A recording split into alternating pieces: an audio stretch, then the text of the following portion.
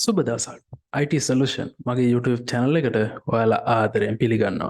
අද මම කියලා දෙන්න හදන්නේ ඔයා Windows 10 පාවිච්චි කරන කෙනෙක් නම් ඔයාලට වැදගත් වෙන shortcut කිහිපයක්. ඒ shortcut වලින් ඔයාගේ එදිනෙදා වැඩ පහසු කරගන්න පුළුවන්.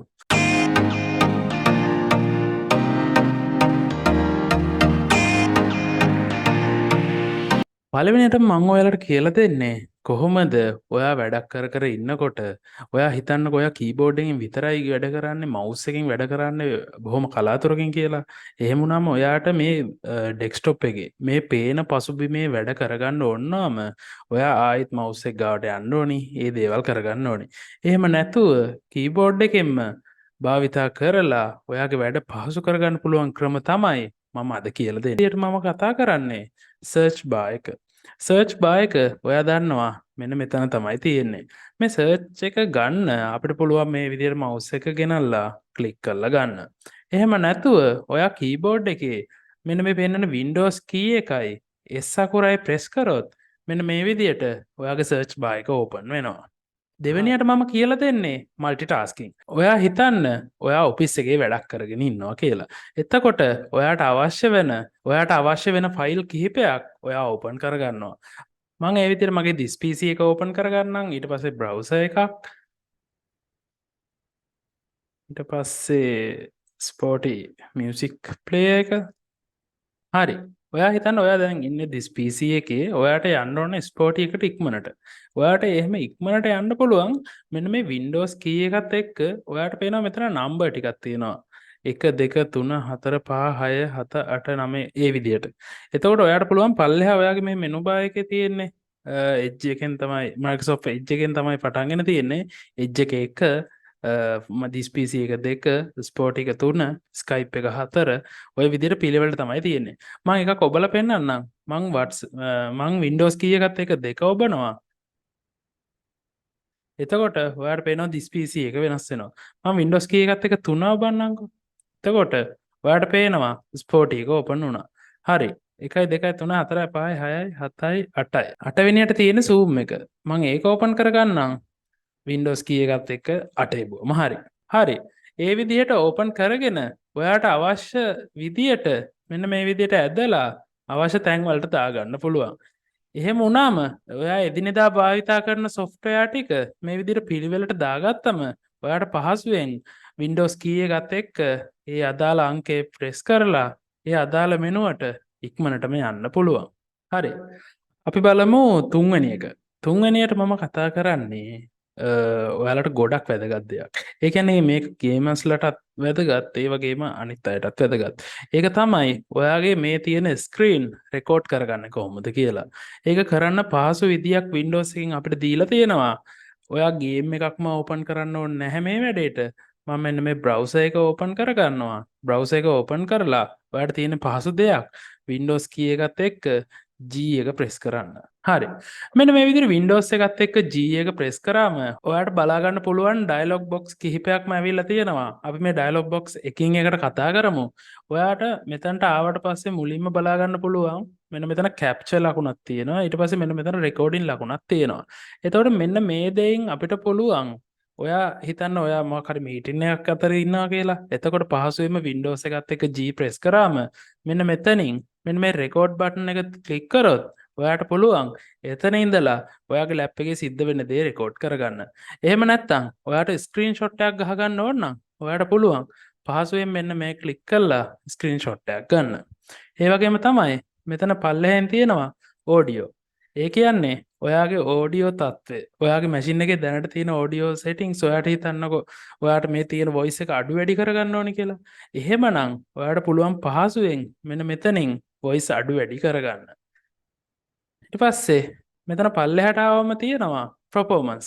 ඒ කියන්නේ ඔයාගේ මැෂින් එකේ CPU එක, RAM එක, ඒ දේවල් කොහොමද මේ වෙලාවේ? ඒ කියන්නේ ඔයා හිතන්නකෝ ඔයා ගේම් එකක් ගහනවා කියලා. ගේම් වලට RAM එක, CPU එකේ performance ගොඩක් වැදගත්. එතකොට ඔයා ගහන ගේම් එකේදී ඔයාගේ කම්පියුටර් එකේ performance කොහොමද තියෙන්නේ කියලා ඔයාට පහසුවෙන් බලා ගන්න පුළුවන්. ඔයාට මේ ඕන එකක් ක්ලික් කරලා ඒව දැන් ක්‍රියාත්මක වෙන්නේ කොහොමද කියලා පහසුවෙන් බලා ගන්න පුළුවන්.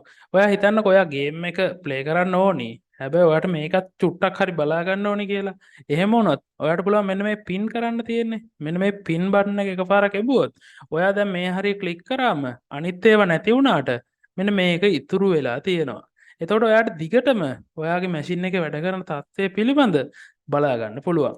ආයෙත් Windows එකත් එක්ක G එබුවොත් අර අනිත් මෙනු ටික ඔයාට බලා ගන්න පුළුවන්. මේ ටික විතරක් නෙවෙයි ඔයාට තවත් ඒවා තියෙනවා. මෙතනින් ක්ලික් කරලා බලා ගන්න පුළුවන්. ඔයා දැන් මේ පින් කරපු එක අයින් කරගන්න ඕන නම් ඒකම තව පාරක් ක්ලික් කරන්න. එතකොට ඒක අන්පින් වෙනවා. මම මේක රෙකෝඩින් වෙන්නේ කොහොමද කියලා පෙන්නන්නම්. මම මේ රෙකෝඩින් බටන් එකට ගිහලා එකපාරක් ක්ලික් කරනවා. ක්ලික් කරාම ඔයාට පේනවා මෙන්න මෙතන කැප්චර් වෙනවා. මේ තියෙන්නේ අපේ දැන් මේ තියෙන වීඩියෝ එක රෙකෝඩ් වෙනවා. ඔයාට පුළුවන් මෙතනින් ස්ටොප් කරගන්න. මෙතනින් පුළුවන් මයික් ඔන් ඔෆ් කරගන්න. ඔයා එතනින් ස්ටොප් කරාම මේ ක්ලිප් එක this PC වල තියෙන ඔයාගේ වීඩියෝ කියලා තියෙන ෆෝල්ඩර් එකට ඒ වීඩියෝ එක යනවා. හරි. මම කතා කරන ඊළඟ ක්‍රමය ස්ක්‍රීන්ෂොට් ගන්න ලේසි විදියක්. ඔයා දන්නවා දැනටවත් මගේ මෙන්න මේ වීඩියෝ එක බැලුවා නම් මේ වීඩියෝ එකේදී මම ස්ක්‍රීන්ෂොට් ගන්න පුළුවන් විදි කිහිපයක් කියලා දෙනවා. මම එහෙම නැතුව අද කියලා දෙනවා වෙනත් software එකක් භාවිතා කරලා ඔයාගේ ස්ක්‍රීන්ෂොට් එක පහසුවෙන් ගන්න විදියක්. මම මේකට Chrome එකට යනවා. Chrome එකේ ඔයා ටයිප් කරන්න Lightshot free download කියන එක. හරි. ඔයාට ඊට පස්සේ මේ Lightshot කියන එක බලා ගන්න පුළුවන්. ඒක ක්ලික් කරලා එතනින් Windows වලට අදාළව download කියන එක දෙන්න. හරි. ඔයා දැක්කා setup එක download වුණා. මම මෙතනින් open කරගන්නවා.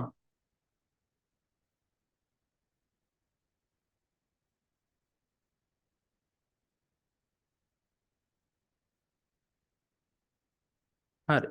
මම මේ software එක පහසුවෙන් install කරගත්තා. අපි බලමු ඒක කොහොමද වැඩ කරන්නේ කියලා.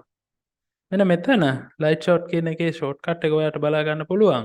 ඔයා මේක මම this PC එක open කරන්නම්. ඔයා මේක එකපාරක් ක්ලික් කරන්න. ක්ලික් කරාම මේ විදිහට තිරේ අඳුරු වෙලා ඔයාට select කරන්න area එකක් එනවා. ඔයා හිතන්නකෝ ඔයාට මෙන්න මේ ටික ඕනි කියලා. ඔයා මේ විදිහට පහසුවෙන් select කරන්න. ඔයාට අවශ්‍ය නම් ඒ select කරපු දේ ඊට පස්සේ වුණත් මෙන්න මේ විදිහට වෙනස් කරගන්න පුළුවන්. ඊට අමතරව මේකේ pen එකක් තියෙනවා, line අඳින්න පුළුවන්, arrows පුළුවන්. ඊට පස්සේ ඔයාට ඕන shapes මේකේ අඳින්න පුළුවන්. ඊට පස්සේ අකුරු add කරන්න පුළුවන්, color change කරන්න. මේ විදිහේ ගොඩක් දේවල් මේ දේෙන් කරගන්න පුළුවන්. මම type කරලා බලන text එකක්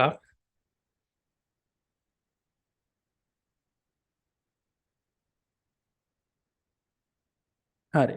ඔයාලට බලා ගන්න පුළුවන් වුණා. ඒක පහසුවෙන් අපිට ටයිප් කරගන්න පුළුවන් වුණා. ඒ විදිහට අපි shape එකකුත් දාමු. හරි. ඔයා දැක්කා ස්ක්‍රීන්ෂොට් එකේ වෙනදා කරගන්න බැරි වෙච්ච දේවල් මේ අලුතින් අපි ඩවුන්ලෝඩ් කරපු ස්ක්‍රීන්ෂොට් ගන්න එකෙන් කරන්න පුළුවන් කියලා.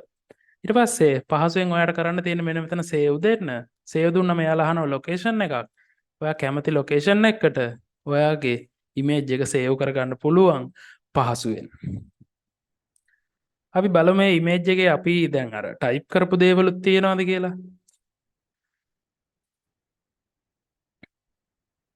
හරි.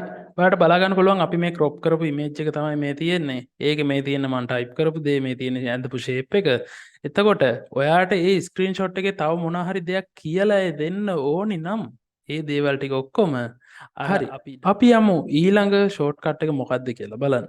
ඔයාට වැඩ කරනකොට ඕනි එක document එකක් නෙවෙයි document කිහිපයක් එකපාර බලන්න.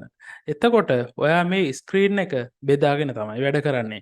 හැබැයි mouse එකෙන් screen එක බෙදා ගන්න ගියොත් ඔයාට මෙන්න මේ විදියට ටිකක් වැඩිපුර මහන්සි වෙන්න වෙනවා. ඔයාගේ ඒ අවශ්‍ය විදියට මේ document හදාගන්න. එහෙම නැතුව keyboard එකේ පහසු ක්‍රමයක් තියෙනවා ඔයාගේ මේ document හදාගන්න.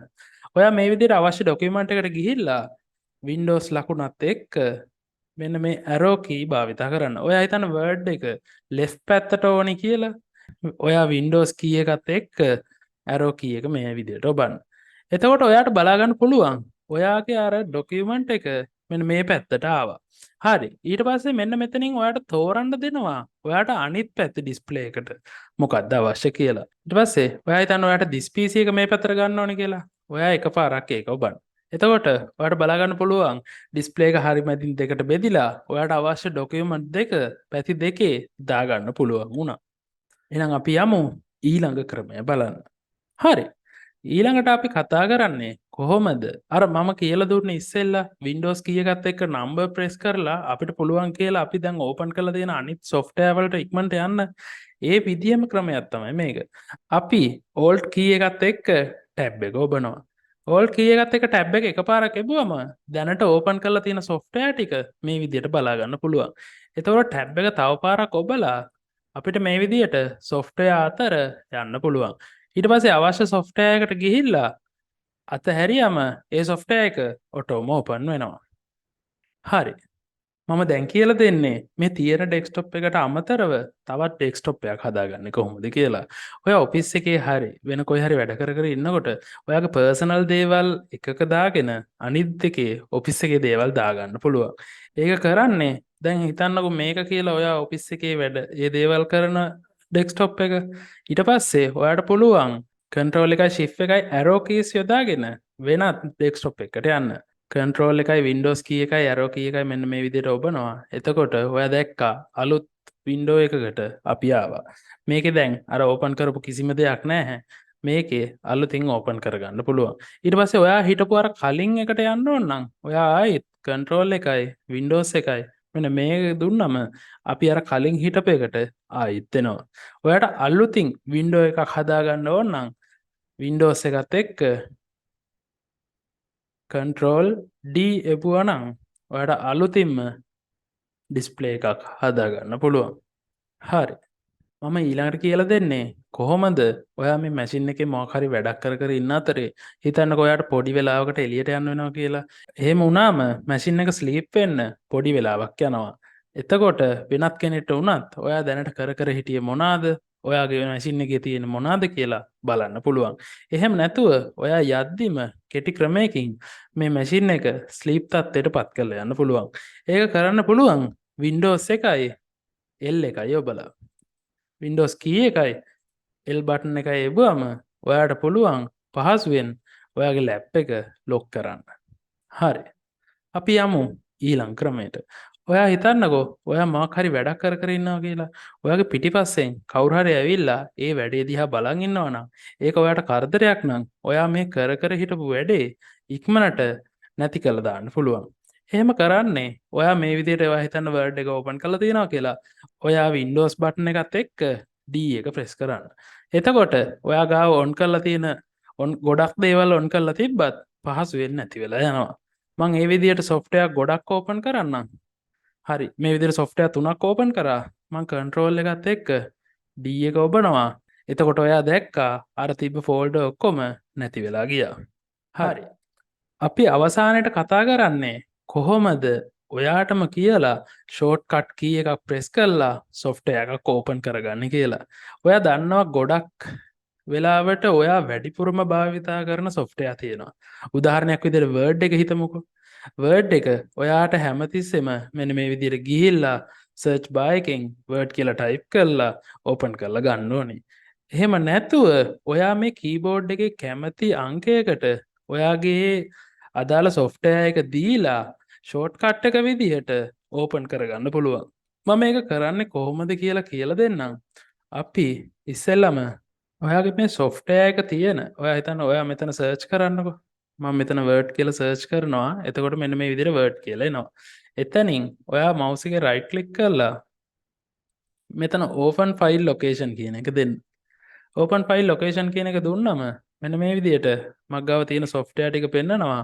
ඔයා මේ Word 2016 කියන එක properties වලට යන්න. properties වලට ගිහින් ඔයාට පුළුවන් මෙන්න මෙතන බලා ගන්න පුළුවන් shortcut key කියලා තියෙනවා. ඒක දැන් none කියන තත්ත්වයේ තමයි තියෙන්නේ. ඔයා එතන එකපාරක් ක්ලික් කළා ඔයාට කැමති ඉලක්කමක් එතනට දෙන්න. හරි. මම W කියන එක දුන්නා. එතකොට control first all plus W එබුව ගමන් අපේ Word එක open වෙන්න ඕනේ. අපි බලමු මේක apply කරලා ඊට පස්සේ මෙතනින් continue කරන්න කියලා permission ඉල්ලනවා. මම ඒක කන්ටිනියු කරනවා. ඊට පස්සේ ඕකේ කරලා අපි බලමු කන්ට්‍රෝල් එකයි ඕල්ට් එකයි W එකයි ප්‍රෙස් කරලා අපේ වර්ඩ් ෆයිල් එක ඕපන් වෙනවද කියලා. හරි. ඔයාලට බලා ගන්න පුළුවන් පහසුවෙන් අපේ ෂෝට් කට් කී එක වැඩ කරා මේ විදියට. ඔයාට කැමති සොෆ්ට්වෙයාර් එකකට කැමති විදියට ෂෝට් කට් කී දාගන්න පුළුවන්. හොඳයි. අද මම කතා කරේ Windows 10 වල ඔයාට එදිනෙදා වැඩ පහසු කරගන්න පුළුවන් ෂෝට් කට් ක්‍රම කිහිපයක් ගැන. අමතක නොකර IT Solution YouTube channel එක subscribe කරන්න, bell icon එකත් click කරොත් මේ වගේ අලුත් වීඩියෝ එකක් දාපු ගමන් ඔයාලට බලා ගන්න පුළුවන්. සුබ දවසක්.